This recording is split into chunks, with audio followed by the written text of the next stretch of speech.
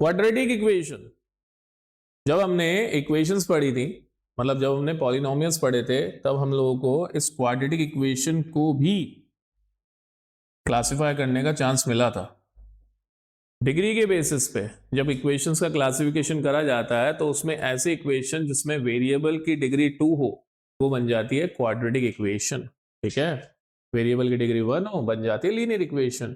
तो linear equation के लिए कौन सा चैप्टर था? Chapter number 3, and chapter number 4 becomes quadratic equation. So a quadratic equation have degree 2 and its standard form is given as ax square plus bx plus c, जहां पे a coefficient of x square होता है, obviously आपको दिखाई दे रहा है, b coefficient of x होता है, आपको दिखाई दे रहा है, और c जो होता है यहाँ पे कांस्टेंट होता है। राइट, अब यहाँ पे एक कंडीशन होती है जो आपको फुलफिल करवानी होती है हमेशा, that a can never be zero. सोच के देखो, अगर इस इक्वेशन में मैं a को जीरो पुट कर दूंगा तो इक्वेशन क्या बन जाएगी? 0 times of x plus B x plus C. So apparently ये टर्म जीरो हो जाएगी और ये इक्वेशन कैसी दिखाई देगी हमें? B x plus C equals to zero. तो ये किस में कन्वर्ट हो जाएगी? लीनियर इक्वेशन में। तो क्या ये क्वाड्रेटिक इक्वेशन रही? नहीं रही। और आप b को जीरो कर दो, तो b को जीरो करने से ax स्क्वायर वाली टर्म पे कोई फर्क नहीं पड़ेगा। राइट, ax स्क्वायर वाली टर्म एज इट इज रहेगी, बस आपकी x वाली टर्म गायब हो जाएगी। तो ये बन जाएगा ax स्क्वायर प्लस सी। अब भी आपको दिखाई दे रहा है कि वेरिएबल की डिग्री 2 है, तो अभी भी ये क्या है? Quadratic equation. तो किसी भी क्वाड्रेटिक इक्वेशन में b जीरो हो सकता है, c जीरो हो सकता है, बट a कभी जीरो नहीं हो सकता। आसान सी बात है। तो ये कंडीशन आपको याद रखनी पड़ेगी।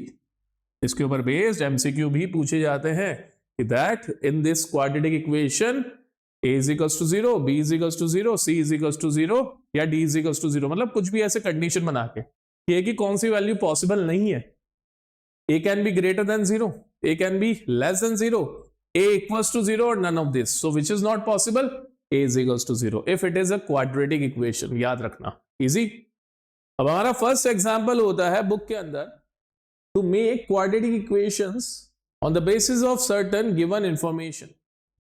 क्वाड्रेटिक इक्वेशन बनाते टाइम पे आपको ये ध्यान रखना है कि क्वाड्रेटिक इक्वेशन में सिर्फ एक ही वेरिएबल यूज किया जाएगा और उस वेरिएबल में कुछ ना कुछ करके उसकी पावर 2 बन जाएगी। ठीक है, सो क्वाड्रेटिक और लीनियर में जो कंफ्यूजन होता है वो यही होता है कि बच्चे कभी कभी लीनियर इक्वेशन के क्वेश्चंस को क्वाड्रेटिक से सॉल्व करने की कोशिश करते हैं। कुछ केसेस में सॉल्व हो भी जाते हैं, बट मोस्टली केसेस में सॉल्व नहीं होते हैं। तो आपको ध्यान रखना पड़ेगा कि जिन भी इक्वेशंस में कहीं मल्टीप्लिकेशन यूज हो रहा हो, स्क्वायरिंग यूज हो रही हो, या फिर ऐसा डिवीजन यूज हो रहा हो जो आगे जाके मल्टीप्लाई हो जाए, तो ऐसे में क्या बनेगा? Quadratic equation. तो बोर्ड्स में आपको चैप्टर वाइज तो क्वेश्चन देंगे नहीं, बोर्ड्स में आपको जनरली कोई भी एक वर्ड प्रॉब्लम मिल जाएगी, वहां पे आपको खुद को डिटरमाइन करना पड़ेगा किसको आप क्वाड्रेटिक इक्वेशन से सॉल्व करना चाहते हो या लीनियर इक्वेशन से। सो आपको ढंग से रीड करके पता लगाना पड़ेगा कि किस पर्टिकुलर प्रॉब्लम में चीजें मल्टीप्लाई हो रही हैं और किस पर्टिकुलर प्रॉब्लम में चीजें मल्टीप्लाई नहीं हो रही है, और किस पर्टिकुलर प्रॉब्लम में सिर्फ एक आंसर पूछा गया है और किस में 2 आंसर पूछे गए हैं। जहां पे एक आंसर पूछा जाएगा वहां पे क्वाड्रेटिक इक्वेशन बनेगी, जहां पे 2 आंसर पूछे गए वहां पे जनरली लीनियर इक्वेशन बनेगी। हालांकि क्वाड्रेटिक से भी 2 आंसर निकाले जा सकते हैं depending on the question, but quadratic में मल्टीप्लिकेशन या फिर स्क्वायरिंग इन्वॉल्व हो जाती है। ठीक है, सो देखते हैं सबसे पहला क्वेश्चन क्या है। John and Jeevanti together have 45 marbles, both of them lost 5 marbles each and the product of their number of the marbles now is 124। तो जैसा मैं बोल रहा था कि मल्टीप्लिकेशन जनरली इंक्लूड हो जाता है क्वाड्रेटिक के क्वेश्चंस में। अब मान के चलो कि जॉन और जीवंती के पास में अगर x और y मार्बल होते तो हमें एक दिन तो पता पड़ जाती कि x प्लस y इज 45, पर आगे जाके मल्टीप्लिकेशन आप कर लेते तो आप लीनियर इक्वेशन से इसको सॉल्व नहीं कर सकते थे। तो आपको क्या लेना पड़ेगा कि let's say John have X marbles, तो ऑटोमेटिकली जीवंती के पास कितने मार्बल हो जाएंगे? जीवंती के पास हो जाएंगे 45 माइनस एक्स। क्यों? क्योंकि टोटल दोनों के पास मिला के कितने थे? 45। Both have lost 5 marbles each, दोनों के पास में से 5-5 मार्बल खो गए। सो नाउ आफ्टर लूजिंग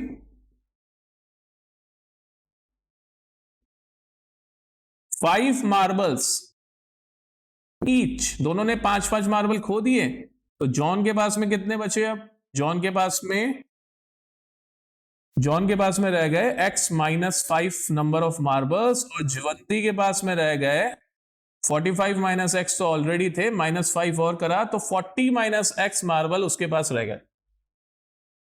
ये कहता है कि इसके लिए एक क्वाड्रेटिक इक्वेशन बनाओ। अब उसने एक कंडीशन और दे रखी है कि after losing the marbles they have the product of their marbles is 124, so that means product of their marbles x minus 5 और 40 माइनस एक्स का प्रोडक्ट कितना दे रखा है 124। इसको हम अब ओपन कर देंगे, x को मल्टीप्लाई करा 40 से, so it will become 40x minus X square minus 5 4 jar 20, तो मतलब माइनस का 200 प्लस का 5x इज इक्वल टू 124। इसको इधर बुला लिया, माइनस का x स्क्वायर 40x और 5x will become 45x, minus का 200 और माइनस का 124, माइनस का 324 हुआ, सामने जीरो। स्टैंडर्ड इक्वेशन की फॉर्म में यहां पे x स्क्वायर को पॉजिटिव में लिया जाता है, तो x square minus 45x plus का 324 इज इक्वल टू 0। तो इस तरह से हम लोगों ने इसकी क्वाड्रेटिक इक्वेशन बना दी। फिलहाल हमें सिर्फ क्वाड्रेटिक इक्वेशन बना के दिखानी थी, सॉल्व नहीं करनी थी। आसान सी बात है। A cottage industry produces a certain number of toys in a day. The cost of production of each toy in rupees was found to be 55 minus the number of toys produced in that day. On a particular day, the total cost of production was rupees 750. We would like to find the number of toys produced on that day. तो जो find करना होता है उसे ही हम लोग x मान लेते हैं। So let number of toys produced that day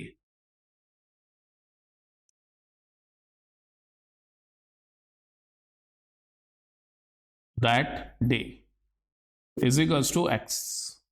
अब ये ऐसा कह रहा है कि वहां एक कंडीशन लगती है कि कॉस्ट ऑफ प्रोडक्शन जो होती है ना हर एक टॉय की, एक टॉय की, वो 55 minus the number of toys produce in that day होती है। सो कॉस्ट ऑफ प्रोडक्शन, ध्यान से पढ़ोगे आपको समझ में आएगा, ऑफ वन टॉय, एक टॉय की कॉस्ट ऑफ प्रोडक्शन कितनी होती है 55 माइनस जितने भी टॉय उस दिन प्रोड्यूस हुए थे उसको सब्ट्रैक्ट कर दो, 55 माइनस एक्स। तो टोटल कॉस्ट कितनी हो जाएगी, अब आपको पता पड़ गया एक टॉय की प्रोडक्शन की कॉस्ट है 55 माइनस एक्स। टोटल टॉयज की प्रोडक्शन कितनी हो जाएगी, जितने भी टॉयज प्रोड्यूस हुए उस दिन टाइम्स एक टॉय की कॉस्ट, ये लिखूंगा मैं, number of toy produce minus cost of one toy, और ये दे रखी है हमें उस दिन की 750 रुपीज। सो ब्रैकेट ओपन करेंगे, कितना बन जाएगा 55x minus X square is equal to 750। Rearrange करेंगे तो ये हो जाएगा X square minus 55x plus 750 is equal to 0। फिलहाल के लिए हमें इस क्वेश्चन में सिर्फ इक्वेशंस ही निकालनी थी, तो इसलिए सिर्फ इक्वेशन निकाल रहे हैं, सॉल्व नहीं कर रहे। आसान सी बात है। तो ये होता है हमारा फर्स्ट टास्क इस चैप्टर में, इक्वेशंस क्रिएट करना फ्रॉम द गिवन सिचुएशंस। एक और टास्क होता है छोटा सा कि आपको ये पहचानना होता है कि कोई भी इक्वेशन जो दे रखी है क्या वो एक क्वाड्रेटिक इक्वेशन है। क्वाड्रेटिक इक्वेशन होने के लिए उस इक्वेशन में जो वेरिएबल होता है उसकी हाईएस्ट पावर 2 होनी चाहिए, ठीक है, और पावर कभी भी नेगेटिव में नहीं आनी चाहिए। किसी भी टर्म की पावर कभी भी नेगेटिव में नहीं आनी चाहिए, मतलब डिनोमिनेटर में कभी भी आपको x नहीं दिखाई देना चाहिए। सो करना क्या है, बहुत आसान सा काम है, सिर्फ इनको एक्सपेंड करना है। तो फर्स्ट वाला पार्ट उठा रहा हूं मैं, x माइनस 2 का होल स्क्वायर क्या हो जाएगा X square minus 4x plus 4, उसके बाद में प्लस 1 है और सामने कितना है 2x माइनस 3, सबको एक साइड ले आओ तो ये हो जाएगा एक्स स्क्वायर माइनस 6x 4 और 1 5 प्लस 3 8 इज इक्वल्स टू 0। क्या ये क्वाड्रेटिक इक्वेशन है? बिल्कुल ये क्वाड्रेटिक इक्वेशन है, क्योंकि x की हाईएस्ट पावर कितनी आ रही है 2 आ रही है। ऑन दी अदर हैंड अगर आप सेकंड वाले को देखोगे, इसको मैंने ओपन करा तो ये बन गया x square plus X plus 8, इसको मैंने ओपन करा तो a plus B A minus B की आइडेंटिटी से एक्स स्क्वायर माइनस 4 ये बन गया, एक्स स्क्वायर से एक्स स्क्वायर कैंसिल हो गया। इसको रीअरेंज करा तो ये बन गया x plus 8 plus 4 is equal to 0, मतलब x plus 12 is equal to 0। It is not a quadratic equation, it's a linear equation. तो दिखने में आपको बाहर से क्वाड्रेटिक दिख सकती हैं चीजें, बट ओपन करने पे हो सकता है वो लीनियर बन जाए, ठीक है, जैसे ये वाला देखते हैं। अब इसमें अगर मैं ब्रैकेट को ओपन कर दूं तो ये बन जाएगा 2x square plus 3x is equals to X square plus 1। X square और 1 को इधर ट्रांसफर करेंगे तो हो जाएगा 2x square minus X square plus 3x minus 1 is equal to 0। 2x square में से x स्क्वायर सब्ट्रैक्ट हुआ, कितना बना x square plus 3x minus 1 is equal to 0। That means it's a quadratic equation because x की power कितनी आ रही है 2। लास्ट वाले में आपको आइडेंटिटी लगानी पड़ेगी a प्लस बी का whole cube. So a cube plus b cube plus 3a square b plus 3b square a और सामने कितना है x क्यूब माइनस 4। देखो x क्यूब से x क्यूब कैंसिल। अब यहां पे सबसे पहले तो स्क्वायर वाली टर्म लिखने वाला हूं मैं 3x स्क्वायर टाइम्स 2 मतलब 6x स्क्वायर। फिर मैं लीनियर वाली टर्म लिखने वाला हूं मतलब 4 टाइम्स 3 दैट इज 12x, 2 का क्यूब विच इज 8 और सामने से 4 इधर आके प्लस का 4 हो जाएगा। सो इसमें भी आप नोटिस करोगे कि x की जो हाईएस्ट पावर आ रही है वो 2 आ रही है, मतलब ये भी एक क्वाड्रेटिक इक्वेशन है। अब एक्सरसाइज का फर्स्ट क्वेश्चन भी इसी बारे में आपको चेक करना है कि ये इक्वेशन क्वाड्रेटिक है कि नहीं। ठीक है, सो जो ऊपर से आपको देखने में क्वाड्रेटिक लग रही है हो सकता है वो क्वाड्रेटिक ना हो। जैसे ये अगर आप इसको एक्सपेंड करोगे तो ये बनेगा X square plus 3x plus 1 is equal to X square minus 4x plus 4। X square की टर्म से एक्स स्क्वायर की टर्म कैंसिल हो गई, कहीं पे भी एक्स स्क्वायर की टर्म नहीं बच रही, मतलब ये क्वाड्रेटिक इक्वेशन नहीं। ठीक है, जैसे कि ये, पर इसमें टर्म बचने के चांसेस है बिकॉज 2x टाइम्स x हो रहा है तो टर्म बचेगी। तो एक्सपेंड करेंगे तो ये बन जाएगा 2x square minus 6x minus x plus 3 is equal to X square minus X plus 5x minus 5। So सबसे पहले तो LHS को LHS से ही सॉल्व करना, RHS को RHS में ही सॉल्व कर देना है। सो ये हो जाएगा 2x स्क्वायर माइनस का 7x प्लस का 3 और सामने की तरफ हो जाएगा एक्स स्क्वायर प्लस का 4x माइनस का 5। अब सब कुछ उठा के हम लोग लेफ्ट में ले आएंगे तो 2x स्क्वायर में से x स्क्वायर तो सब्ट्रैक्ट हो जाएगा, माइनस का 7x वहां से 4x नेगेटिव में आ जाएगा, प्लस का 3 प्लस का 5 सामने 0, तो ये हो जाएगा X square minus 11x plus का 8 is equal to 0। Quadratic equation बन रही है क्योंकि x की डिग्री 2 आ रही है। बाकी आप लोग समझदार हो, एक्सपेंड करते जाओगे देखते जाओगे, इजी सी बात है।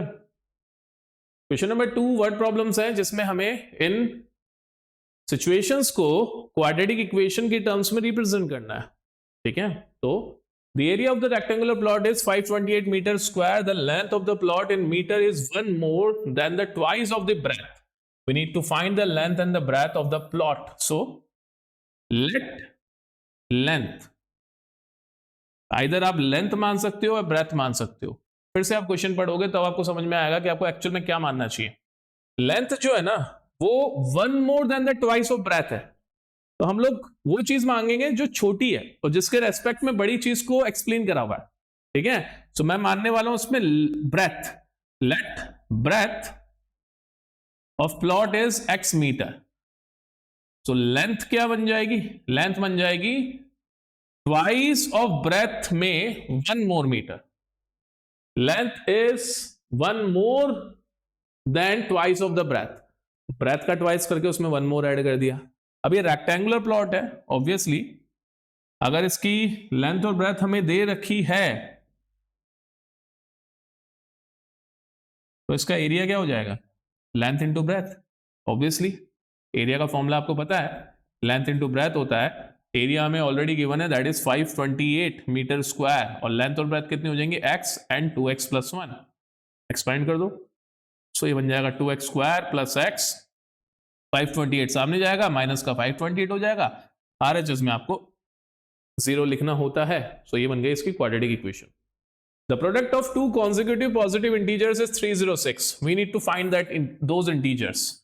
कॉन्जिक्यूटिव पॉजिटिव इंटीजर्स मतलब एक के बाद एक आने वाले positive integers. So let first positive integer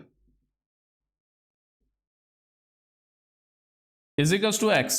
next क्या हो जाएगा, नेक्स्ट हो जाएगा सिंपली x प्लस 1। तो इनका प्रोडक्ट क्या बनेगा, प्रोडक्ट बनेगा x टाइम्स x प्लस 1 और ये कितना हो जाएगा 306। ब्रैकेट ओपन कर दोगे तो x स्क्वायर प्लस x 306 सामने से इधर आ जाएगा। ये बन गई हमारी क्वाड्रेटिक इक्वेशन। फिलहाल हमें सॉल्व नहीं करना है। Rohan's mother is 26 years older than him Rohan की मदर की एज 26 ईयर्स ज्यादा है और उनकी एजेस का प्रोडक्ट है आफ्टर 3 years विल बी 360, मतलब उनकी एजेस का प्रोडक्ट 3 साल बाद में 360 हो जाएगा. We would like to find the Rohan's present age. तो जो फाइंड करना होता है उसी को आप एक्स मानोगे. So let Rohan's present age, that will be x. Mother's present age कितना हो जाएगा? 26 ईयर, ज्यादा है रोहन से तो x प्लस 26.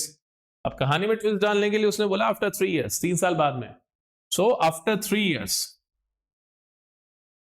3 साल बाद में रोहन की एज कितनी हो जाएगी? रोहन की एज हो जाएगी x प्लस 3 और मदर की एज कितनी हो जाएगी? x प्लस 26 प्लस 3, मतलब x प्लस 29. वो कहता है कि इनका जो प्रोडक्ट है वो कितना हो जाएगा? 360. ब्रैकेट ओपन करा तो बन गया x square plus 3x plus 29x plus 29 3s are 87 is equals to 360. Rearrange करेंगे, इन दोनों को ऐड करेंगे तो हो जाएगा X square plus 32x plus 87 minus का 360. सब्ट्रैक्ट आप कर सकते हो. ये जो बन रही है यही क्वाड्रेटिक इक्वेशन है. सॉल्व नहीं करनी है, सिर्फ रिप्रेजेंट करना है. अब इसका लास्ट वन सबसे इंटरेस्टिंग है. A train travels a distance of 480 km at a uniform speed. If the speed had been 8 km per hour less, then it would have taken 3 hours more to cover the same distance. We need to find the speed of the train. हमें train की speed निकालनी है तो हम लोग को वही x मानना पड़ेगा जो हमें फाइंड आउट करना है. तो let speed of train x kilometre per our. क्यों किलोमीटर पर आवर? क्योंकि टाइम भी आर में दे रहा है और डिस्टेंस को किलोमीटर में दे रहा है. 9th क्लास में आप लोगों ने स्पीड के बारे में पढ़ा हुआ है कि स्पीड किस में निकाली जाती है? किलोमीटर पर आवर में. अगर डिस्टेंस किलोमीटर में हो, टाइम आर में हो. तो ट्रेन की स्पीड है x किलोमीटर पर आवर. अगर वो x किलोमीटर पर आवर से चल रहा है तो 480 किलोमीटर किसी पर्टिकुलर टाइम में कवर कर रहा होगा. और वो टाइम मैं बोल देता हूं, टाइम टू कवर 480 किलोमीटर कितना हो जाएगा? इसको मैंने टेम्परेरी एक टाइम t1 मान लिया, दैट इज 480 अपॉन x, क्योंकि इसकी हमें जरूरत पड़ने वाली आगे. अब वो कहता है कि अगर ट्रेन की स्पीड 8 किलोमीटर पर आवर कम होती तो वो 3 घंटे ज्यादा लेता. So new speed would have been x minus 8. तो ऐसे में इसको न्यू टाइम कितना लगता? सिंपली आप फॉर्मूला लगा दो, डिस्टेंस अपॉन स्पीड. जैसे यहां लगाया था मैंने, डिस्टेंस तो चेंज नहीं होने वाली, स्पीड इस बार चेंज हो गई है. अभी जो न्यू टाइम है इसको मैंने एज्यूम कर लिया t2. हालांकि कभी कभी और वेरिएबल्स डालने की जरूरत पड़ जाती है. अब ये t1 और t2 इन दोनों में रिलेशन बताया क्या है? इसको 3 घंटे ज्यादा लग रहे हैं, मतलब t1 से 3 घंटे ज्यादा लग रहे हैं तब t2 बन रहा है. तो ऐसे में क्या हो रहा है कि t2 is 3 hour more than t1. So t2 कितना हो जाएगा? 480 upon x minus 8 is equals to 3 plus 480 upon x. अब कभी कभी क्वाड्रेटिक इक्वेशन बन जाती हैं डायरेक्टली मल्टीप्लाई को विदाउट इंक्लूड करे हुए. यहाँ पे मल्टीप्लाई डायरेक्टली इन्वॉल्व नहीं हो रहा था, बट अब मल्टीप्लीकेशन इन्वॉल्व हो जाएगा यहाँ पे. ठीक है, तो क्वाड्रेटिक इक्वेशन कभी कभी ऐसे सिनेरियोस में भी बन जाती है. RHS का हमने एलसीएम लिया तो 480 अपॉन एक्स माइनस 8. इसका एलसीएम कितना आ जाएगा? x. ऊपर कितना चल जाएगा? 3x plus 480. अब क्या करेंगे? Cross multiplication. तो क्रॉस मल्टीप्लीकेशन करवाया तो LHS में हो गया 480 टाइम्स x और RHS में x माइनस 8 मल्टीप्लाइड बाय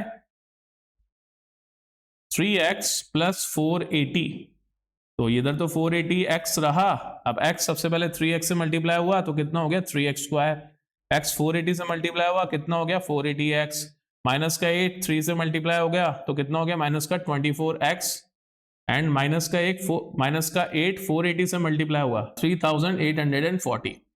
देखो यहां से 480x से 480x कैंसिल हो गया, जो पीछे छूट गया वो एक क्वाड्रेटिक इक्वेशन होगी.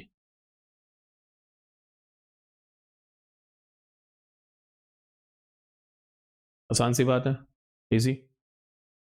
क्वाड्रेटिक इक्वेशन के सॉल्यूशन का मतलब होता है that the values of x which satisfy the quadratic equation उनको हम लोग रूट्स बोलते हैं, सॉल्यूशन बोलते हैं, या फिर जीरोस ऑफ क्वाड्रेटिक इक्वेशन बोलते हैं। निकालने के 3 तरीके, middle term splitting, quadratic formula and completing square. Syllabus में मिडिल टर्म स्प्लिटिंग और क्वाड्रेटिक फॉर्मूला है, कंप्लीटिंग स्क्वायर हम लोग एज ए बोनस पढ़ लेंगे। तो फॉर एग्जांपल हमारे पास में एक क्वाड्रेटिक इक्वेशन है 2x square minus 5x plus 3। इसको फ्रैक्शन की हेल्प से हमें सॉल्व करना है। फ्रैक्शन की हेल्प से मतलब मिडिल टर्म स्प्लिटिंग की हेल्प से। तो 2x square minus 5x plus 3 solve करने का तरीका क्या होता है, फर्स्ट और लास्ट टर्म को आपस में मल्टीप्लाई करते हैं, जो भी इनका प्रोडक्ट आता है हमें वही प्रोडक्ट बनाना होता है मिडिल वाली टर्म को स्प्लिट करके। और इस बात का ध्यान रखना होता है कि मिडिल वाली टर्म को स्प्लिट करने से जो 2 नई टर्म्स बने उनका एडिशन वापस ये मिडिल टर्म को बना दे, ठीक है। फिर फर्स्ट 2 वैल्यूज और लास्ट 2 वैल्यूज में से हमें कुछ कॉमन लेना होता है। कॉमन कुछ इस तरीके से लिया जाता है कि बाकी की बची हुई 2 वैल्यूज में से भी सेम थिंग ही कॉमन आए।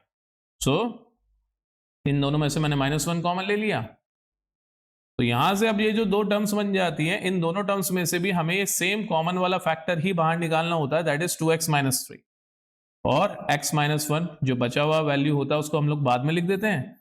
एंड देन हम लोग को इन दोनों फैक्टर्स को एक एक करके 0 के बराबर रख के x की वैल्यूज निकालनी पड़ती है, वही होते हैं हमारे सॉल्यूशंस। तो केस 1 यहां से क्या बना, केस 1 बन गया 2x minus 3 is equal to 0, तो 2x इज इक्वल टू 3, तो x की वैल्यू कितनी हो जाएगी 3/2। तो केस 2 कितना बन गया, x minus 1 is equal to 0, तो x की वैल्यू कितनी आ गई 1। तो ये था मिडिल टर्म स्प्लिटिंग, जो कि आपको ऑलरेडी 8th क्लास से सिखाया जाता है, तो कोई बहुत बड़ी बात नहीं है। बड़ी बात है सिर्फ और सिर्फ वर्ड प्रॉब्लम्स को सॉल्व करना इस चैप्टर में। एक रूट वाला क्वेश्चन है, ये बता देता हूं इसको कैसे अप्रोच करना है। तो 3x square minus 2 root 6x plus 2। So 3x square minus 2 root 6x plus 2 is equal to 0। First और लास्ट टर्म को मल्टीप्लाई करोगे तो आ जाएगा 6x स्क्वायर। अब मिडिल टर्म को स्प्लिट करके भी आपको 6x स्क्वायर बनाना है, तो क्यों ना मैं मिडिल टर्म को रूट 6x एंड फिर से रूट 6x लिख दूं। रूट 6x और रूट 6x दोनों नेगेटिव में ऐड होकर कितना बना लेंगे 2 रूट 6x। रूट 6 और रूट 6 का मल्टीप्लीकेशन कितना हो जाएगा 6। x और x का मल्टीप्लीकेशन कितना हो जाएगा x स्क्वायर। तो सही है हमारी मिडिल टर्म स्प्लिटिंग। अब हमें फर्स्ट टर्म और सेकंड टर्म में से कुछ कुछ कॉमन लेना है। कॉमन लेने के लिए हम लोगों ने एक स्टेप और बढ़ाया, 3x स्क्वायर माइनस, अच्छा 3x स्क्वायर को क्या मैं ऐसे लिख सकता हूं रूट 3 टाइम्स x स्क्वायर। ऐसे मैंने रूट 6 को भी लिख लिया रूट 2 टाइम्स रूट 3x। इस वाले रूट 6 को भी मैंने लिख लिया रूट 2 टाइम्स रूट 3x, और लास्ट में जो 2 बचा उसको मैंने लिख लिया रूट 2 टाइम्स रूट 2। तो जब भी कंफ्यूज हो जाओ ऐसे लिख लो। अब आपको साफ साफ दिखाई दे रहा है इनमें से कॉमन क्या है। जैसे फर्स्ट 2 टर्म्स में से क्या कॉमन है, एक तो हमें रूट 3 मिल रहा है, एक हमें x मिल रहा है, तो क्यों ना हम लोग रूट 3x को बाहर निकाल लें। अब यहां से जब रूट 3x निकल गया तो पीछे क्या छूटा, एक रूट 3 और एक x। यहां से रूट 3x निकल गया तो पीछे क्या छूटा, सिर्फ और सिर्फ रूट 2। सिमिलरली लास्ट 2 टर्म्स में से सिर्फ रूट 2 कॉमन है, और हम लोग माइनस का रूट 2 निकालेंगे। क्यों निकालेंगे, क्योंकि इस प्लेस पे हमें नेगेटिव का साइन चाहिए सिमिलर कॉमन फैक्टर्स बनाने के लिए। सो जब माइनस का रूट 2 इसमें से निकला तो पीछे क्या छूटेगा रूट 3x। अब जब माइनस का रूट 2 आपने यहां से ले लिया तो फिर से पीछे क्या छूटेगा माइनस का रूट 2, सामने 0। सो अपेरेंटली हमारे जो 2 फैक्टर्स होंगे वो होंगे रूट 3x माइनस रूट 2, फिर से रूट 3x माइनस रूट 2। तो ये आइडेंटिकल फैक्टर्स आ गए और सामने 0 तो होता ही है। तो इसलिए अब हम जब इसके सॉल्यूशंस की बात करेंगे तो हमारे दोनों केसेस ही सेम रिजल्ट देने वाले हैं। तो मैं सिर्फ एक बार सॉल्व करूंगा, root 3x minus root 2 is equal to 0, root 3x is equal to root 2। तो x की वैल्यू कितनी हो जाएगी रूट 2 ओवर रूट 3। यही सॉल्यूशन हमारा 2 बार आएगा। तो यहाँ पे हमारे पास में 2 आइडेंटिकल सॉल्यूशंस हो, इजी। अब आपको इन क्वाड्रेटिक इक्वेशंस के रूट निकालने by the method of factorisation, मतलब मिडिल टर्म स्प्लिटिंग। अब जो इसमें से अलग आ रहा है मैं उसको करवा के बता देता हूँ। जैसे ये वाला क्वेश्चन, तो जब भी आपको किसी क्वाड्रेटिक इक्वेशन के रूट निकालने हैं तो अगर आपके पास में टाइम कम हो तब तो आप डायरेक्टली इसको ऐसे अप्रोच कर सकते हैं, आपकी मैथ्स अगर अच्छी है तो। अदरवाइज मैं रिकमेंड करूंगा पहले इसको स्टैंडर्ड फॉर्म में कन्वर्ट करवा लो। उसके लिए हम लोगों ने क्या करा, पूरे डिनोमिनेटर को 8 बनाया, जिससे ये बन गया 16x स्क्वायर, ये बन गया 8x, ये हो गया +1, सामने 0। 8 चला जाता है सामने 0 में, मतलब जो भी डिनोमिनेटर होता है सामने क्रॉस मल्टीप्लाई हो जाता है, और सामने 0 है तो क्रॉस मल्टीप्लाई हो गया, अपेरेंटली ये भी क्या हो जाएगा, 0 हो जाएगा। तो 16x² minus 8x plus 1 is equal to 0। अब आप इस इक्वेशन को बड़ी आसानी से सॉल्व कर सकते हो, क्योंकि इसकी फर्स्ट और लास्ट टर्म का जो प्रोडक्ट आ रहा है वो 16x² आ रहा है, मिडिल में माइनस का 8x है, जिसको कि आप ओपन कर सकते हो या एक्सपेंड कर सकते हो या स्प्लिट कर सकते हो -4x एंड -4x में। -4x ऐड होके माइनस का 8x बनाएंगे, बट इनका प्रोडक्ट क्या बनाएगा, प्लस का 16x²। बात की चीजें तो सब कॉमन सी हैं, सेम सी हैं, इन दोनों में से कॉमन ले लो 4x, तो यहाँ बचेगा 4x - 1, और इन दोनों में से माइनस का 1 कॉमन ले लो तो बचेगा 4x - 1। तो हमारे जो दो फैक्टर्स आएंगे वो होंगे 4x - 1, और अपेरेंटली यहाँ से x की वैल्यू कितनी हो जाएगी, 1/4। बस करना कुछ नहीं है, 4x - 1 को 0 के इक्वल रखना है, और यहाँ पे दोनों जो फैक्टर्स हैं हमारे, दोनों ही आइडेंटिकल फैक्टर्स हैं, मतलब एक जैसे। आसान सी बात है, easy.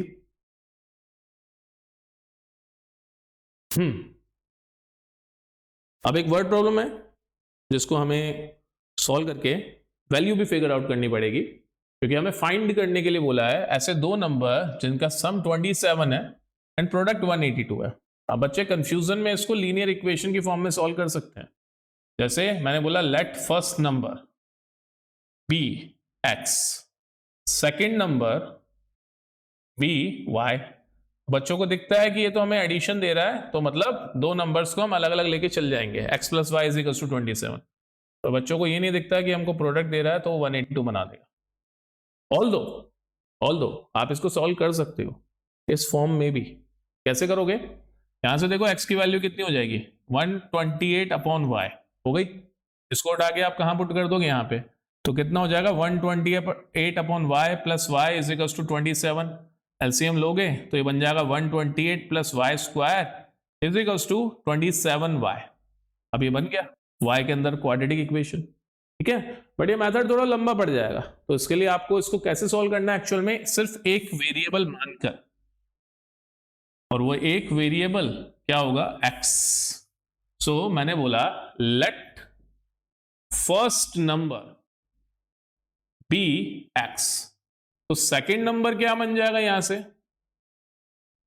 27 - x, their product will be 182। तो कितना हो जाएगा, x times 27 - x is equal to 182।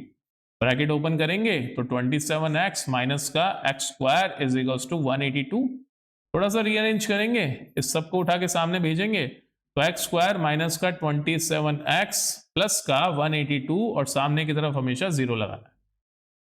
अब हमें 27x की मिडिल टर्म स्प्लिटिंग करनी पड़ेगी, सो दैट प्रोडक्ट कितना है 182x²। तो ये बन जाएगा x² minus 14x minus 13x plus का 182 is equal to 0। First two terms में से x कॉमन आ रहा है, तो कितना बचा x - 14। लास्ट टू टर्म्स में से माइनस का 13 कॉमन निकाल लो तो बच जाएगा x - 14। तो x - 14 एंड x - 13 ये हमारे दो फैक्टर्स हो जाएंगे, सामने 0। केस 1। अब यहां से ना केसेस की इंपॉर्टेंस आपको समझ में आएगी। x - 14 इज इक्वल टू 0, तो x की वैल्यू कितनी आ गई 14। अब जरा देखो x क्या था हमारा फर्स्ट नंबर, तो हमारा फर्स्ट नंबर क्या हो गया इस केस में 14। तो सेकंड नंबर क्या हो जाएगा हमारा इस केस में 27 minus x, that is 27 minus 14 which will become 30। ठीक है, ये नहीं है कि यही आपके आंसर निकल गए, ऑल्दो यहाँ पे भी आपके 13 और 14 आंसर निकल रहे हैं, बट आपको यहां नहीं छोड़ना, आपको ऐसे करके दिखाना पड़ेगा, बिकॉज आगे के बड़े क्वेश्चंस में आपको पता लगेगा कि इन दो वैल्यूज से निकलने वाले दो दो आंसर्स अलग अलग होंगे। ठीक है, सो ऐसे ही केस 2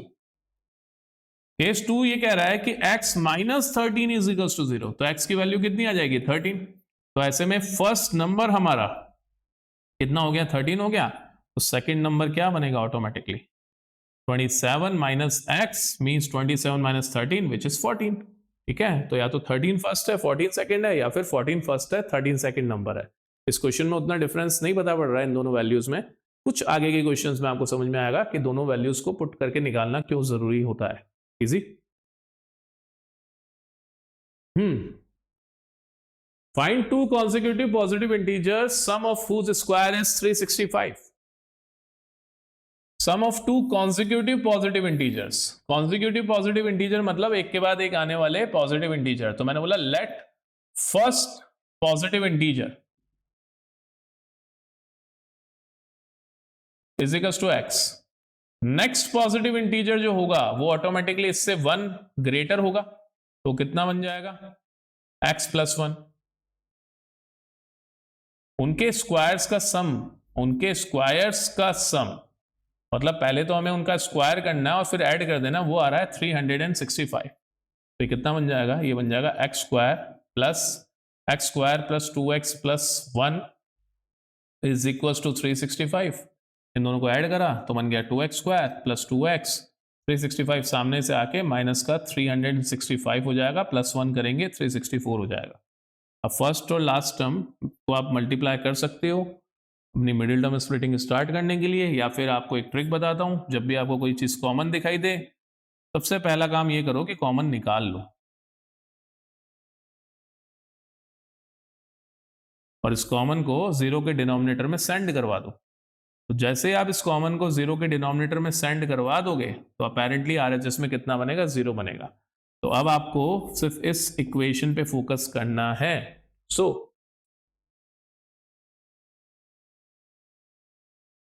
क्या बन जाएगा, आपको मिडिल टर्म x को स्प्लिट करके माइनस का 182 x स्क्वायर बनाना है. तो आपको ऐसे दो नंबर सोचना है जिनका डिफरेंस सिर्फ 1 हो और उनके प्रोडक्ट से माइनस का 182 आए, 14 and 13. So x square plus 14x minus का 13x माइनस का 182 सामने 0. देखो 14 13 जार 182, प्लस का 14 लिया माइनस का 13 लिया, जिससे प्लस का x बचेगा यहाँ पे, और प्लस के 14 और माइनस के 13 से प्रोडक्ट होके माइनस का 182 x स्क्वायर आएगा. तो ऐसे आपको चेक करते रहना है. तो x कॉमन निकाला तो कितना बनेगा यहाँ पे x प्लस 14, यहाँ से माइनस का 13 कॉमन निकाला, फिर से क्या बन जाएगा x प्लस 14 सामने 0. तो x प्लस 14 एक फैक्टर आ गया, दूसरा फैक्टर आ गया x minus 13 is equal to 0. तो केस 1 देखना, अभी जो मैं आपको थोड़ी देर पहले बोल रहा था कि क्यों ये केसेस इंपॉर्टेंट होते हैं. x plus 14 is equal to 0, तो x की वैल्यू कितनी आ गई, माइनस 14. क्या ये सही होगा इस क्वेश्चन में, नहीं होगा. क्यों सही नहीं होगा, बिकॉज उसने स्ट्रिक्टली बोला है पॉजिटिव इंटीजर्स. तो x is equal to minus 14 integer तो है, but it is not the positive integer, so we can't take it as x, we can't accept it as x. तो इसके लिए आपको केस 2 पे जाना पड़ेगा. Case 2, x minus 13 is equal to 0, तो x की वैल्यू कितनी आ जाएगी, 13. So yes, it's the first positive integer जो हमारे इस प्रॉब्लम को सेटिस्फाई कर रहा है. और सेकेंड पॉजिटिव इंटीजर क्या हो जाएगा, इससे सिर्फ एक ज्यादा, तो x plus 1 means 13 plus 1 that is 14. और 13 और 14 का प्रोडक्ट आपको पता है कितना आता है, 182, और इनके स्क्वायर्स का एडिशन कितना आ जाएगा, 365 है. 13 का स्क्वायर प्लस 14 का स्क्वायर 169 और 196 ऐड करोगे, 6 और 9 15, 9 110 6 और कैरी गया 1, तो 365. देखो सेटिस्फाई कर रहा है, ठीक है.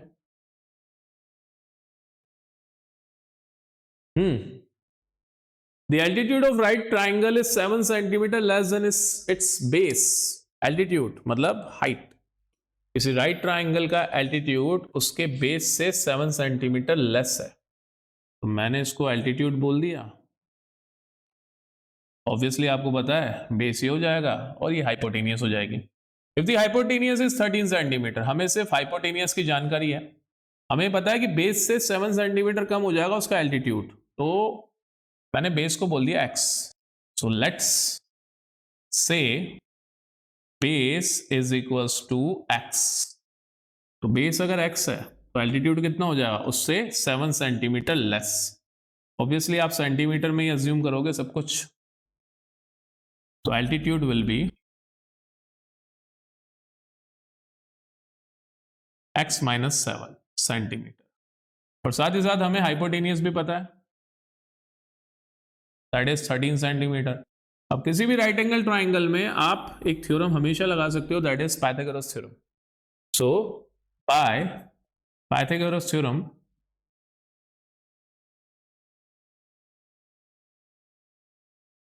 बेस का स्क्वायर प्लस एल्टीट्यूड का square is equals to hypotenuse का स्क्वायर होता है, तो इसलिए x square plus x minus 7 का स्क्वायर इज इक्वल्स टू 13 का स्क्वायर, तो हो जाएगा X square plus x square minus का 14x प्लस का 49 इज इक्वल्स टू 169। तो ये एक्स स्क्वायर और एक्स स्क्वायर ऐड हो गए, कितना हो जाएंगे 2x स्क्वायर माइनस का 14x, 169 सामने से आएगा, माइनस का 169 हो जाएगा, 49 उसमें सब्ट्रैक्ट होगा, तो कितना बच जाएगा 120। सब में से 2 कॉमन है, 2 कॉमन निकाल लो, 2 को 0 के नीचे भेजा तो अपेरेंटली वो भी 0 बन गया। सो कितना रह जाएगा एक्स स्क्वायर माइनस का 7x minus 60 is equals to 0। अब आपको मिडिल टर्म स्प्लिटिंग करनी है कुछ ऐसे कि फर्स्ट टर्म और लास्ट टर्म का प्रोडक्ट जो माइनस का 60x स्क्वायर आ रहा है वो भी मिडिल टर्म स्प्लिट करने पे आ जाना चाहिए। तो आपको पता है 12 5 क्या होता है 60, तो x square minus 12x plus का 5x minus 60 is equals to 0। First 2 terms में से x कॉमन आएगा, बचेगा x माइनस 12, लास्ट 2 टर्म्स में से 5 कॉमन आएगा, बचेगा x माइनस 12। फर्स्ट फैक्टर हमारा हो जाएगा यहां से x माइनस 12, सेकेंड फैक्टर हो जाएगा x प्लस 5, सामने हमेशा 0 रहेगा। अब हमें 2 केसेस लगाने पड़ेंगे, केस 1 एंड केस 2। तो केस 1 जब x माइनस 12 0 के इक्वल हो तो x की वैल्यू कितनी आ जाएगी 12, x क्या था बेस, तो परपेंडिकुलर मतलब एल्टीट्यूड कितना हो जाएगा, ये तो हो गया हमारा बेस, तो एल्टीट्यूड क्या बन जाएगा, देखो एल्टीट्यूड क्या करने से आ रहा है, एल्टीट्यूड आ रहा है x माइनस 7 करने से, तो 12 माइनस 7 कितना हो जाएगा 5। तो यहां से मुझे बेस मिल रहा है 12 सेंटीमीटर और एल्टीट्यूड बन रहा है 5 सेंटीमीटर।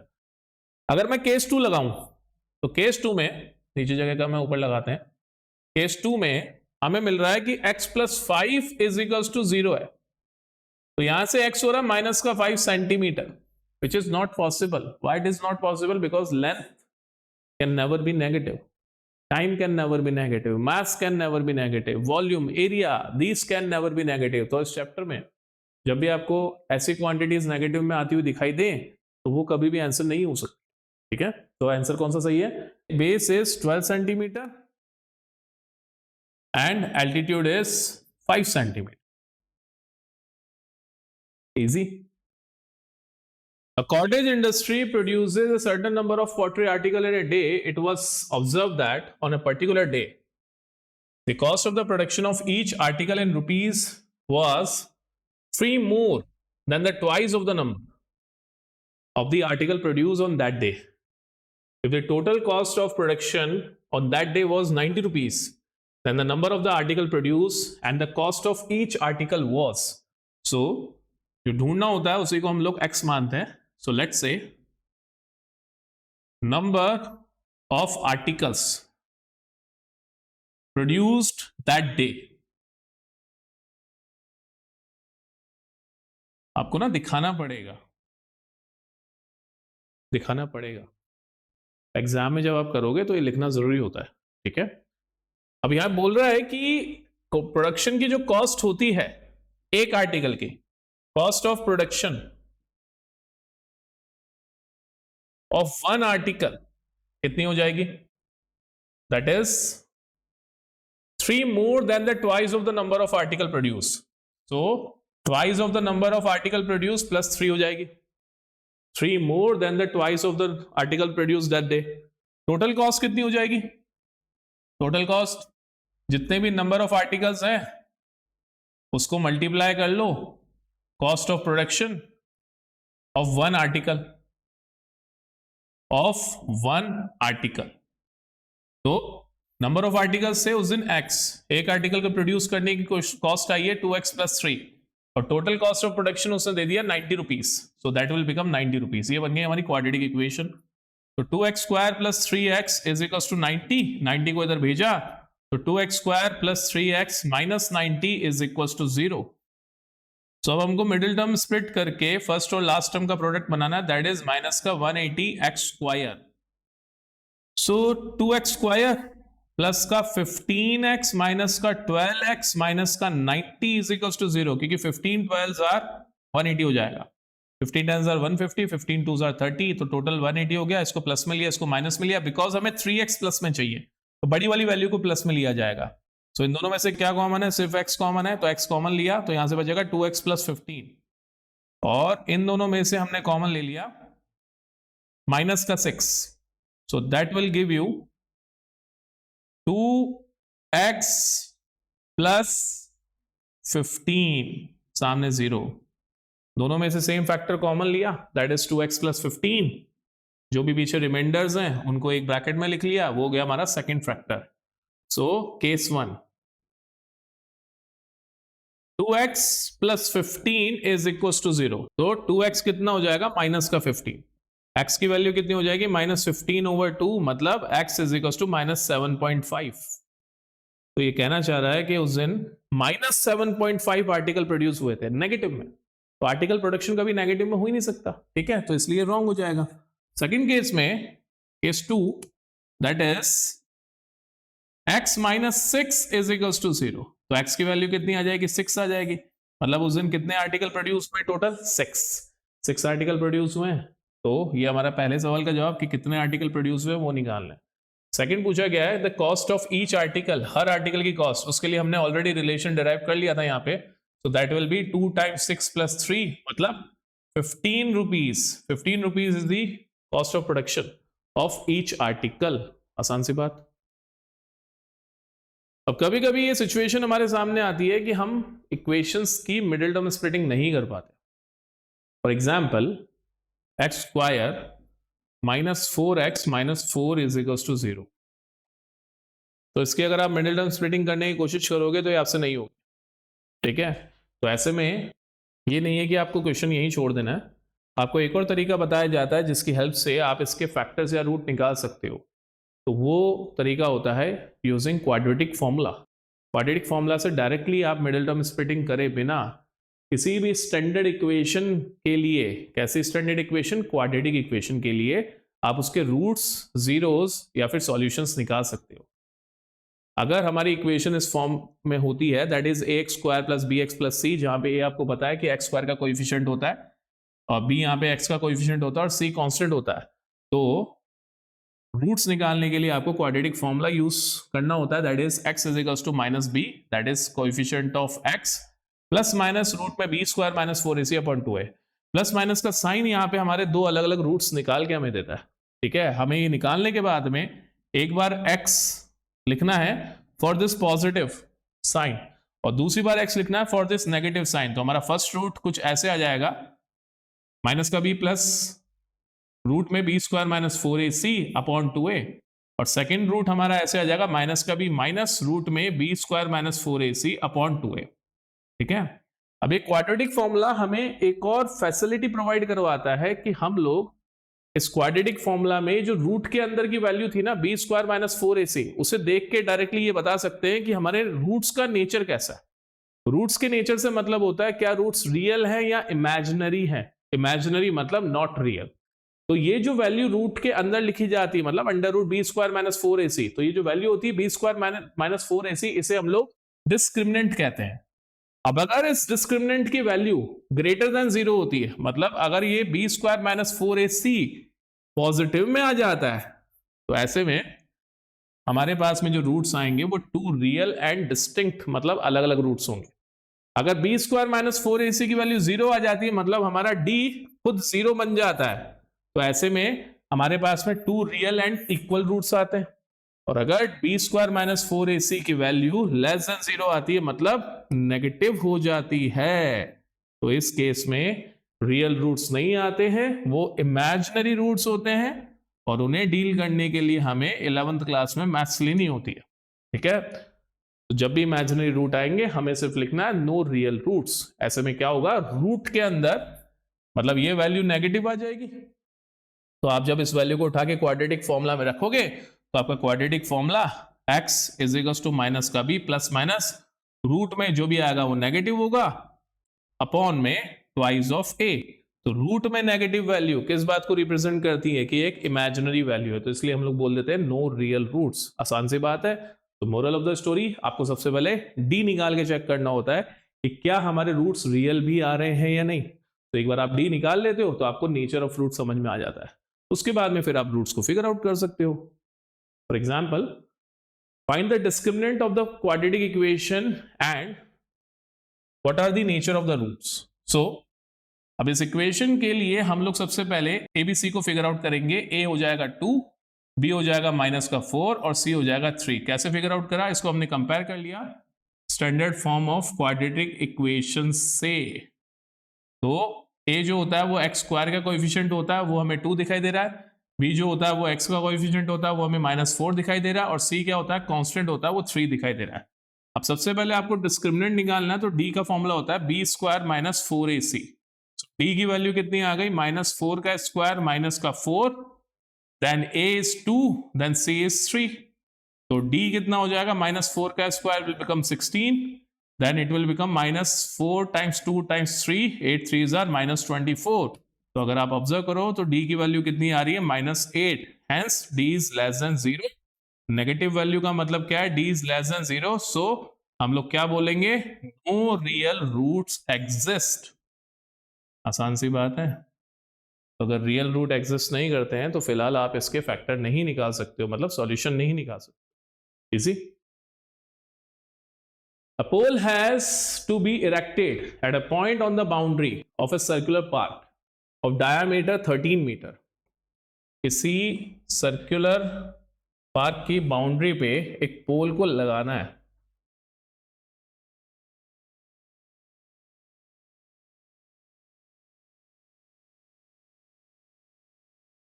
ठीक है, ये पोल है और इस पार्क का डायमीटर कितना है, 13 metre. In such a way that the difference of the distances from two diametrically opposite fixed gates A and B on the boundary is 7 meter.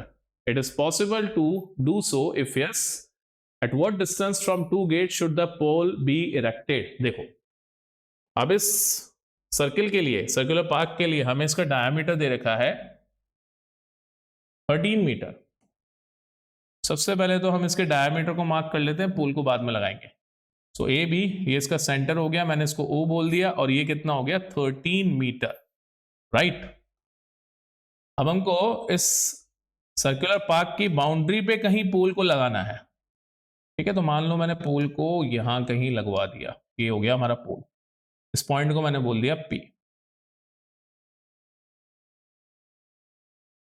अच्छा, ये जो डायमीटर है ना, इस डायमीटर के एंड्स पे दो ऑपोजिट गेट्स भी हैं। यहां पे एक गेट है, यहां पे एक गेट है। तो कंडीशन ये है कि हमें पोल को कुछ ऐसे फिट करना है कि पोल की इन दोनों गेट से जो डिस्टेंस होंगी, उन डिस्टेंसेस का डिफरेंस कितना होना चाहिए, 7 मीटर।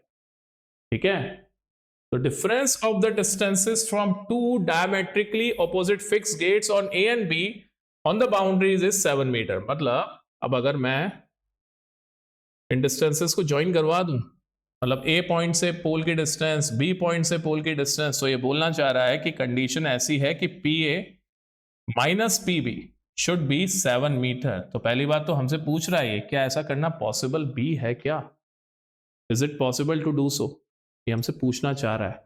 अगर है तो बताओ कि पोल को एग्जैक्टली कहां लगाना चाहिए, ए और बी से कितनी कितनी दूर लगाना चाहिए।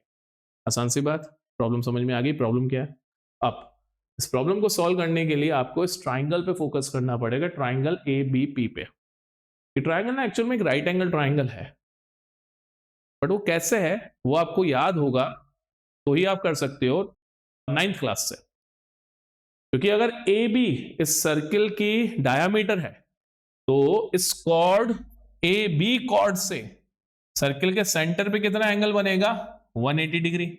और इसी सेम कॉर्ड से सर्किल के दूसरे किसी पॉइंट पे कितना एंगल बनेगा, सेंटर पे बनने वाले एंगल का half, that is 90 degree. So मैं बोल सकता हूं angle A P B is equals to half of angle A O B, which will become 180 over 2. Why? Because the angle subtended by an arc on a circle is half the angle subtended by it at center. आसान सी बात है, easy. तो सबसे पहले आपको ये बताना पड़ेगा कि ये 90 डिग्री क्यों है, क्योंकि हम लोगों ने एक लाइन में लिख दिया। हालांकि स्टेटमेंट है 9th क्लास की एक थ्योरम की, तो मुझे थ्योरम का नंबर तो याद नहीं है, इसलिए मैंने सीधी स्टेटमेंट लिख दी। आपको भी ऐसे करना पड़ेगा, बिकॉज आपके 9th की थ्योरम के नंबर्स आपको अब याद नहीं रहेंगे। सो अब अगर हम लोग पी बी को थोड़ी देर के लिए एक्स अज्यूम कर लें, तो let P B is equals to x, तो यहां से पी ए कितना बन जाएगा? देखो पी बी को अगर मैंने एक्स अज्यूम करा, सामने भेजा, तो पी ए कितना बन गया? X plus 7। और साथ ही साथ हमें ए बी पता है, A B is the diameter which is the distance between point A and B, that is 13 metre. So अब अगर ट्राइंगल पी ए बी एक राइट एंगल ट्राइंगल है, तो क्या मैं उसमें पाइथागोरस थ्योरम लगा सकता हूं? बिल्कुल लगा सकता हूं। दैट मीन्स ए बी का square will be P A का स्क्वायर प्लस पी बी का स्क्वायर। सो ए बी का स्क्वायर, इसको मैं सामने की तरफ लिख रहा हूं, पी ए का square that is x plus 7 का स्क्वायर, और पी बी का स्क्वायर दैट इज एक्स का स्क्वायर। इसको एक्सपेंड करेंगे तो बन जाएगा X square plus 14x plus 49, फिर ऑलरेडी हमारे पास में एक एक्स स्क्वायर है और सामने कितना हो जाएगा 169। एक्स स्क्वायर और एक्स स्क्वायर ऐड हो गए, कितना बन जाएंगे 2x स्क्वायर प्लस 14x, 169 सामने आएगा, माइनस का 169 होगा, 49 में ऐड होगा तो कितना हो जाएगा माइनस का 120, सामने 0। सबसे पहले तो इसमें से हम लोग 2 कॉमन निकाल लेंगे। 2 को कॉमन निकाला तो ये बन गया x square plus 7x minus 60 is equals to 0। 2 कहां चल जाएगा? 0 के डिनोमिनेटर में, और जाके वो भी 0 ही बन जाएगा। तो हमारी जो फाइनल क्वाड्रेटिक इक्वेशन आ रही है वो कुछ ऐसी आ रही है, x square plus 7x minus 60 is equals to 0। तो हमारा पहला टास्क है ये देखना क्या ये सिचुएशन पॉसिबल भी है क्या। हमने सिचुएशन के हिसाब से क्वाड्रेटिक इक्वेशन तो बना ली, पर अगर ये पॉसिबल है तो इस सिचुएशन का जो डिस्क्रिमिनेंट आएगा वो हमेशा ग्रेटर देन या इक्वल्स टू 0 ही आएगा। 0 से छोटा अगर आ जाएगा तो सिचुएशन पॉसिबल नहीं होगी। तो सबसे पहले हम इसका डिस्क्रिमिनेंट निकाल रहे हैं, उससे पहले हमें ए बी सी की रिक्वायरमेंट पड़ेगी। ए यहां से 1 हो जाएगा, बी यहां से 7 हो जाएगा, और सी यहां से माइनस का 60। सो डिस्क्रिमिनेंट क्या होता है? B square minus 4ac। So D is equals to b का स्क्वायर दैट इज 7 का स्क्वायर माइनस 4, ए की वैल्यू 1 और सी की वैल्यू माइनस 60। सो डी कितना हो जाएगा? 7 का square which will become 49, 64 are 240, so it will become 240, then d will be 289। अब आप नोटिस करो, since d is greater than 0, so two real and distinct root exist। इसका मतलब क्या है? जब भी रियल रूट एग्जिस्ट करेंगे तब तब हमारा सिनेरियो पॉसिबल होगा। तो अब हम लोग क्या निकाल सकते हैं? अब हम लोग x की वैल्यू निकाल के ये बता सकते हैं कि इस वाले गेट से पोल कितना दूर होगा एंड इस वाले गेट से पोल कितना दूर होगा। पीबी को मैंने x माना था तो ये x हो जाएगा ऑटोमेटिकली, और ये हो जाएगा x प्लस 7। आसान सी बात है, इजी। तो अब सॉल्यूशन निकालने के लिए हम लोग क्या करने वाले हैं? सॉल्यूशन निकालने के लिए सबसे पहले तो हम लोग जगह बनाने वाले हैं जिसकी हमें जरूरत है। सो सॉल्यूशन होता है x is equals to minus का b प्लस माइनस रूट में d अपॉन 2a। अब यहां पे मैंने d लिख दिया डायरेक्टली, क्योंकि मुझे फिर से b square minus 4ac calculate करने की जरूरत नहीं है। हम लोगों ने already b square minus 4ac की वैल्यू निकाल ली है 289। तो माइनस का b मतलब माइनस का 7 हो जाएगा प्लस माइनस रूट में 289 upon twice of a means twice of 1। So x की वैल्यू क्या आ जाएगी? माइनस का 7 प्लस माइनस 289 का अंडर रूट होता है 17 अपॉन 2। तो केस वन के लिए हम लोग क्या करेंगे? इसको प्लस में ले लेते हैं। तो x की वैल्यू कितनी हो जाएगी? माइनस का 7 प्लस का 17 ओवर 2 मतलब प्लस का 10 ओवर 2 बोले तो 5। और केस 2 में हम लोग साइन क्या ले लेंगे? नेगेटिव ले लेंगे। माइनस का 7 माइनस का 17 ओवर 2 माइनस का 24 ओवर 2 बोले तो माइनस 12। माइनस 12 मीटर कभी भी लेंथ हो सकती है? नहीं हो सकती है। तो आंसर क्या हो जाएगा? 5 मीटर। मतलब एक वाले गेट से इस वाले गेट से ये 5 मीटर की डिस्टेंस पे होगा, तो दूसरे वाले गेट से कितने डिस्टेंस पे होगा? 12 मीटर की डिस्टेंस पे होगा। अब जरा आप ध्यान से देखो कि x is equals to 5x और ये जो साइड है ये 12 है और ये वाली साइड 13 है, तो ये पाइथागोरस ट्रिपलेट बना रहे हैं। ठीक है, 5 का स्क्वायर प्लस 12 का स्क्वायर इज इक्वल्स टू 13 का स्क्वायर होता है। तो ये भी आप चेक कर सकते हो, easy. Find the discriminant of the equation and hence find the nature of its root. Find them if they are real.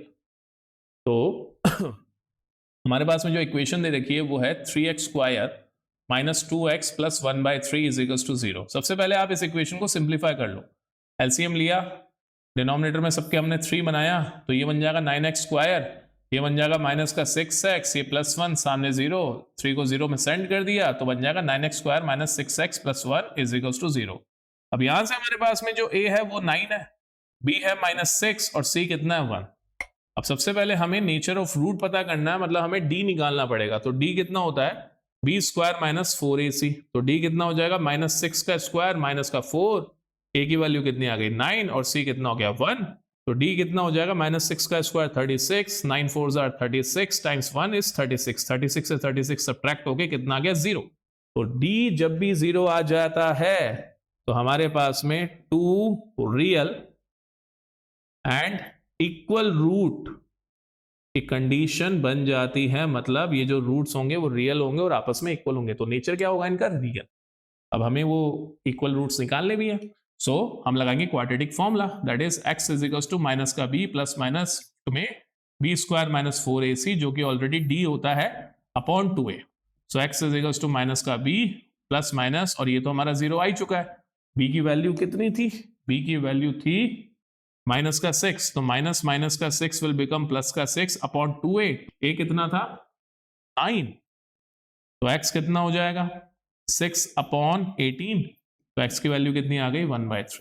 ठीक है, अब आप यहाँ पे a की रूट निकालेंगे क्योंकि यहाँ पे प्लस माइनस के बाद में जो 0 आ रहा है वो इस प्लस माइनस के साइन को भी साथ में ले गया, तो आइडेंटिकल रूट आ गया. मतलब आंसर क्या हो जाएगा, आंसर हो जाएगा इसका x is equals to 1/3 and x is equals to 1/3. आपको दोनों रूट्स अलग अलग दिखाने पड़ेंगे क्योंकि आएंगे तो दो रूट्स, क्योंकि ये क्वाड्रेटिक इक्वेशन है तो उसके मैक्सिमम 2 सॉल्यूशंस आ सकते हैं और सॉल्यूशंस ही क्या बनाते हैं, जीरोस या रूट्स. इजी. अब ये थोड़ा सा इंटरेस्टिंग क्वेश्चन है. Find the values of the k for each of the following quadratic equation so that they have 2 equal roots. ऐसा एक क्वेश्चन हमेशा बोर्ड्स में आता है. आपको k निकालना है इन दोनों ही क्वेश्चन में ताकि इन क्वाड्रेटिक इक्वेशन में इक्वल रूट्स आए. तो सबसे पहली बात तो हम लोग ABC लिख लेंगे. a कितना है यहाँ पे 2, b कितना है k और c कितना है 3 फॉर 2 इक्वल रूट्स, और ये इक्वल रूट्स रियल होंगे. d कितना होना चाहिए 0 होना चाहिए. d क्या होता है b स्क्वायर माइनस 4ac, ये किसके इक्वल हो जाएगा 0 के. तो मतलब b square is equal to क्या आ जाएगा 4ac. ये हमारी कंडीशन बन जाती है. हमें इस कंडीशन को ही यूज करना है और k की वैल्यू फाइंड आउट करनी है. तो देखो b स्क्वायर मतलब k का square is equal to 4, a कितना हो जाएगा 2 और c कितना हो जाएगा 3. तो k square is equal to 4 2 8, 8 3 24, तो k की वैल्यू कितनी आ जाएगी प्लस माइनस रूट में 24. थोड़ा सा फैक्टराइज कर लो इसको आप, मतलब 24 को स्प्लिट कर लो आप, तो इट विल बिकम 4 टाइम्स 6, तो 4 रूट के बाहर आ जाएगा, ये बन जाएगा प्लस माइनस 2 रूट 6. तो k की इस वैल्यू के लिए अगर k ये होगा इस इक्वेशन में, तो इस इक्वेशन के 2 रियल एंड इक्वल रूट्स आ जाएंगे. सिमिलरली एक और क्वेश्चन है, फिर से हम लोगों को 2 रियल एंड इक्वल रूट्स ही बोल रखे हैं, जबकि हमें k की वैल्यू फिगर आउट करनी है. तो इसको आप डायरेक्टली यूज नहीं कर सकते हो, पहले आपको इसको सिंप्लीफाई करना पड़ेगा. सो kx को x माइनस 2 से मल्टीप्लाई करवाया तो एक बन जाएगा kx स्क्वायर माइनस का 2kx plus 6 is equal to 0. अब अगर आप इसको standard form of quadratic equation से कंपेयर करवाएंगे तो आपको a देखने को मिलेगा k, b आ जाएगा माइनस का 2k और c की वैल्यू आ जाएगी 6. कंडीशन ये होगी कि b square is equal to 4ac होगा for 2 equal and real roots. तो b का स्क्वायर मतलब माइनस 2k का स्क्वायर, माइनस 2k का square is equal to 4a, a क्या है k और c कितना होगा दैट इज 6. सो 2k का स्क्वायर कितना हो जाएगा 4k square is equal to 6 4s are 24k. k से k कैंसिल, 4 से 24 6 टाइम्स कैंसिल, तो अपेरेंटली k की वैल्यू क्या आएगी यहाँ पे सिर्फ और सिर्फ 6. आसान सी बात है, easy. Is it possible to design a rectangular mango groove whose length is twice its breadth and the area is 800 meters square? If so, find the length and breadth. देखो क्या ये पॉसिबल है कि आप एक रेक्टेंगुलर मैंगो ग्रूव बना सको kind of garden की तरह, जिसकी जो लेंथ है वो उसकी ब्रेथ का ट्वाइस है? क्या ये पॉसिबल है? तो उसके लिए पहले तो हमें डिस्क्रिमिनेंट फाइंड आउट करना पड़ेगा, चेक करना पड़ेगा डिस्क्रिमिनेंट की वैल्यू लेस देन 0 नहीं होनी चाहिए, मतलब नेगेटिव नहीं होनी चाहिए. So let breadth is equals to x metre. So length कितनी हो जाएगी?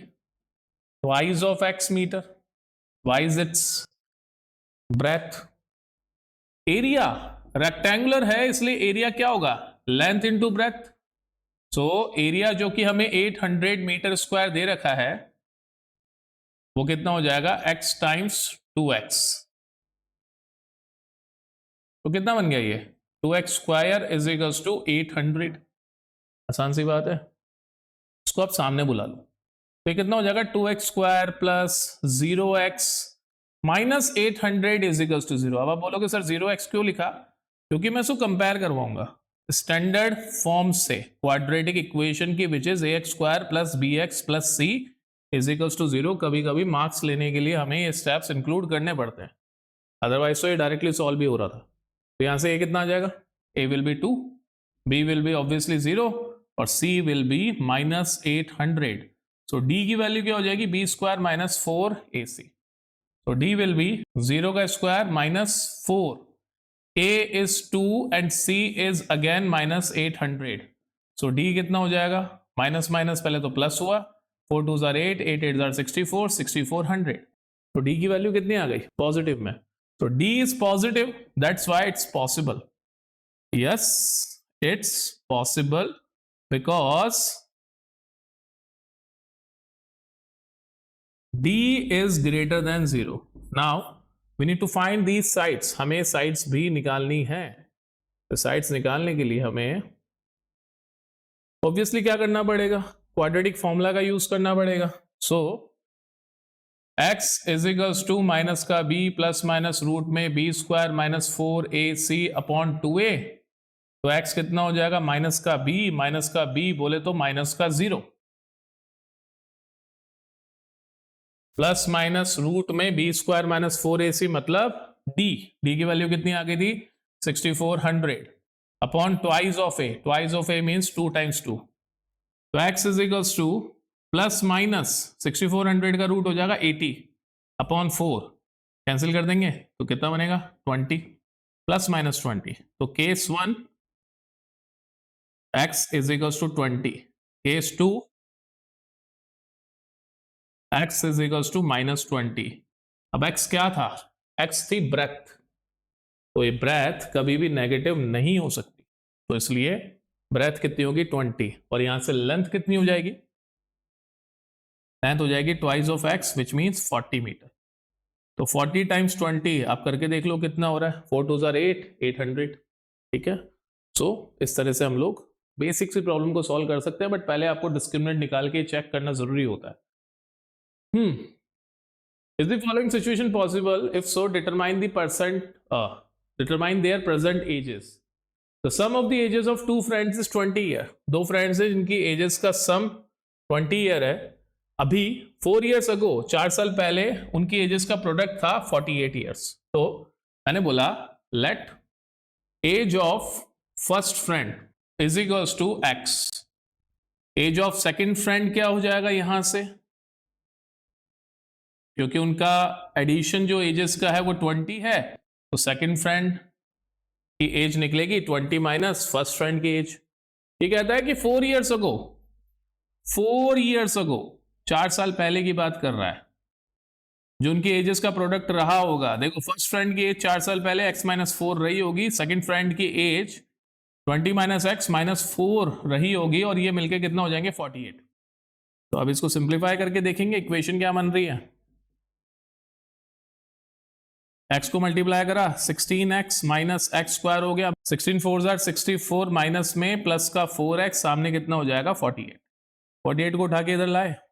इनफैक्ट इस पूरे को उठा के उधर भेज दो, क्योंकि एक्स स्क्वायर भी उस बहाने पॉजिटिव हो जाएगा. तो एक्स स्क्वायर 16x और 4x 20x, सामने जाके माइनस का 20x, 64 सामने जाके प्लस का 64 और 48 ऐड होके कितने हो जाएंगे?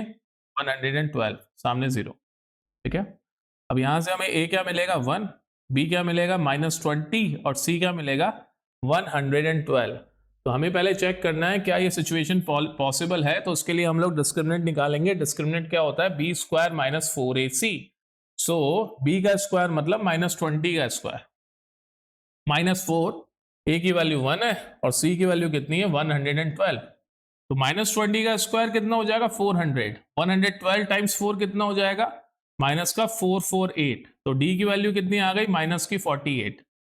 सो d इज लेस देन 0, मतलब नो रियल रूट एग्जिस्ट। तो जब रियल रूट्स एग्जिस्ट नहीं कर सकते, so the condition is not possible.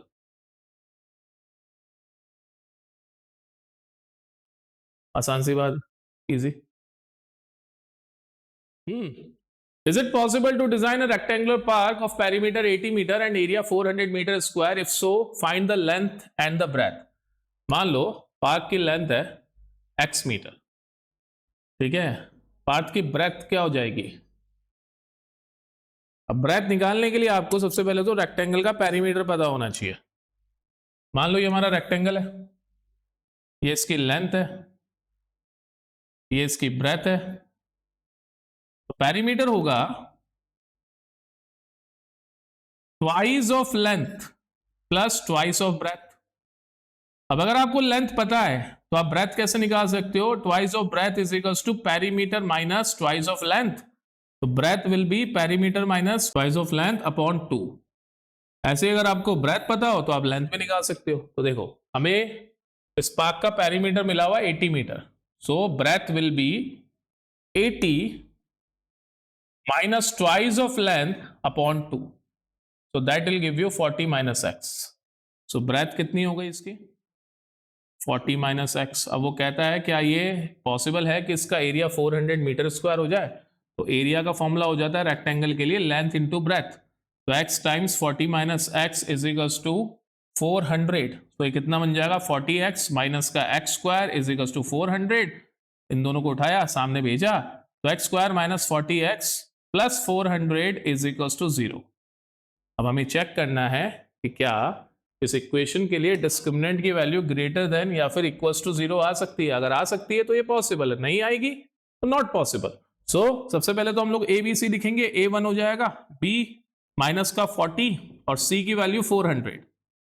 तो डिस्क्रिमिनेंट का फॉर्मूला होता है बी स्क्वायर माइनस 4ac। तो डिस्क्रिमिनेंट विल बी बी का स्क्वायर मतलब माइनस 40 का स्क्वायर माइनस का 4, ए की वैल्यू 1 है और सी की वैल्यू है 400, राइट। सो डी कितना हो जाएगा माइनस 40 का square 1600 minus 4 times 1 times 400 will be again minus 1600, cancel हो गए, डी 0 हो गया। तो डी अगर 0 हो रहा है तो yes it's possible because two real and equal roots exist.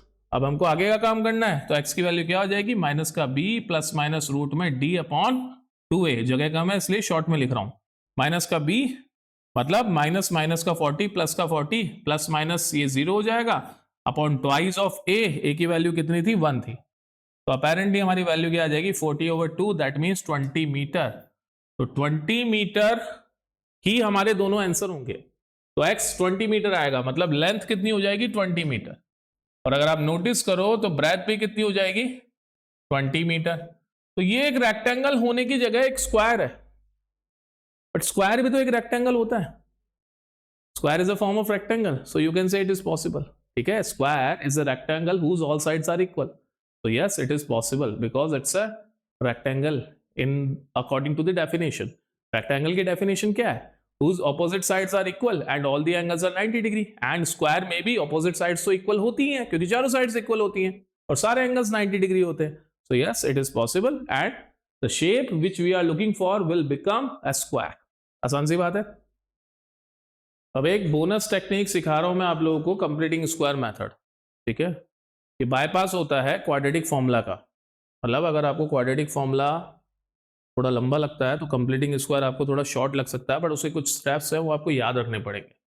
कैसे लगाना होता है देखो, सबसे पहले तो आपकी जो इक्वेशन होनी चाहिए ना वो स्टैंडर्ड फॉर्म में होनी चाहिए, that is ax square plus B x plus c is equals to 0। आपको x के कोएफिशिएंट को देखना है उस कोएफिशिएंट का हाफ कर देना है और उस हाफ के स्क्वायर का एडिशन और सब्ट्रैक्शन कर देना है इस मेन इक्वेशन।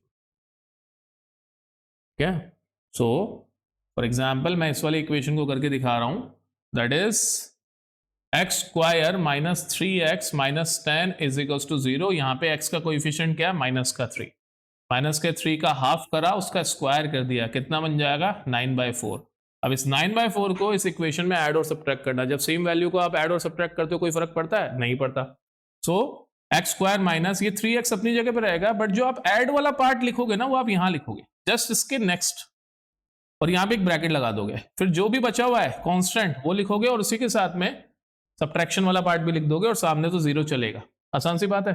अब देखो सो क्यों कंप्लीटिंग स्क्वायर बोलते हैं, क्योंकि ये जो ब्रैकेट बन गया ना, ये ब्रैकेट बन गया x, देन ये जो साइन है माइनस का, देन जिसका आपने स्क्वायर करा है दैट इज 3/2, साइन भूल जाओ उसका, साइन उसका पॉजिटिव लेना आपको, उसका होल स्क्वायर बन गया ये ब्रैकेट डायरेक्टली, और जो भी बचा उसको आप सामने साइन कर दो, दैट विल बिकम 10 प्लस 9/4। तो x माइनस 3/2 का होल स्क्वायर विल बी, सामने कितना हो जाएगा, एलसीएम लिया 4 आ गया, तो 40 प्लस 9, राइट। तो अब आपको सिंपल अलजेब्रा लगानी है, दैट इज x माइनस 3/2 का whole square is equals to 49/4, square root करोगे दोनों साइड पे तो x माइनस 3/2 और ये बन जाएगा प्लस माइनस 7/2, क्योंकि 49 का रूट होता है 7 और 4 का रूट होता है 2, और सिंस आप अंडर रूट कर रहे हो तो प्लस माइनस का साइन लगाना पड़ेगा। अब आपको सिर्फ इसको सामने भेजना है और आपके लिए जो दो आंसर्स आएंगे वो ये आ जाएंगे, बस आपको एक बार प्लस में लेना है, एक बार माइनस में लेना है। So this method is useful in some cases